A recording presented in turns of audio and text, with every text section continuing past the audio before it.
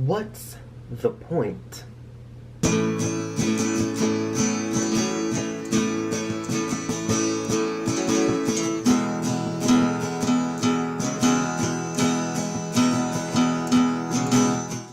The point is that the differentiation between living and dead languages is terrible.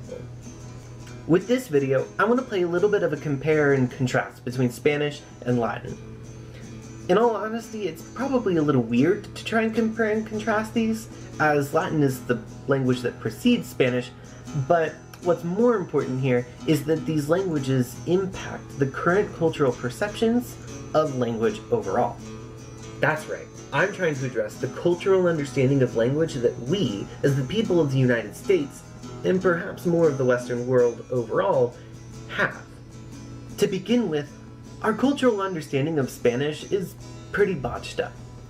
My experience, and that of the people around me, has been school-required foreign language education. Not my experience, but yes, that of those around me, is that this required learning is bothersome and is too much. In some areas of the country, the concept of there being another language in the community is alien in and of itself. So first off, I did some basic research into language requirements across our history and found some pretty interesting things. My university uses a textbook for Latin called Wheelock's Latin. Originally, this book was devised for vets after World War II, trying to take advantage of the newly founded GI Bill. The idea was that in order for these vets to get into college, they needed to know some Latin. But considering that college prior was not already a commoner's goal, a lot of the vets didn't know the Latin to get in. The result? Wheelock's Latin.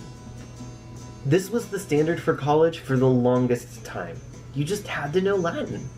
Recently, in the 80s, as high school education started implementing higher standards of education across the board, foreign language started to get introduced as a staple. Prior to that, foreign language was an above and beyond component of education, and Latin, at this point, kind of put to the wayside.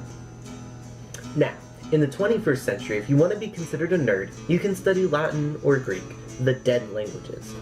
Overall, though, you have to study a foreign language. So, here in the United States, all of the begrudging students tend to choose Spanish, which is a living language. There's a big difference, though, when it comes to learning Spanish and Latin. These two languages, which from my perspective seem to have so much fame. Spanish, a living language, is taught to be spoken.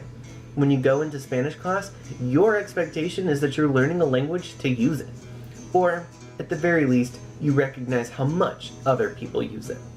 Latin, however, is treated as a dead language. This basically means that there are no communities or people that speak the language, and the only context for it is in academic settings or just written studies.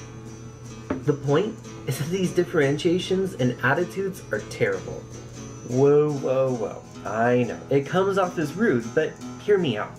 Latin is still considered an important language of the Vatican, and while that's within the domain of Christianity, it's not any less valid. Latin was the language of education for the longest time, up until this past century.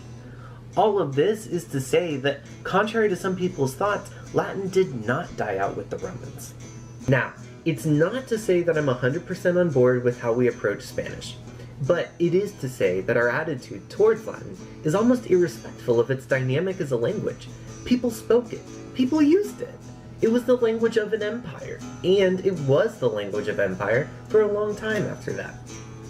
My suggestion for how we move forward with this is to start giving Latin the respect that we give Spanish. Latin already merits its place in education. We don't need to discuss that.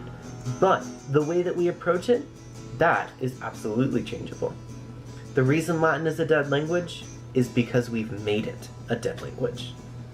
The reason that I find this meriting discussion is because one of my recent experiences was trying to learn Latin.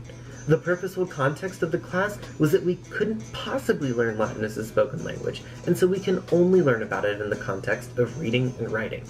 The problem? That this doesn't line up with the concepts of SLA. The level of knowledge of Latin that is generally expected out of students who study the language is parallel to that of what is expected out of students of Spanish, but the instruction isn't there. If at first, for the sake of creating a proper language learning space, it meant fabricating a space where it could be experienced in a more immersive manner, it doesn't make it any less legitimate.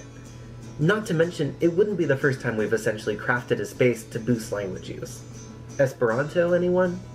Like what you heard? You want to hear more? Make sure to hit subscribe and like this video. Want to see more about what I'm doing about my attitudes towards language education? Follow Glottoverse over on Facebook and Twitter. In addition to that, look out soon for another video on why we should even learn language to begin with.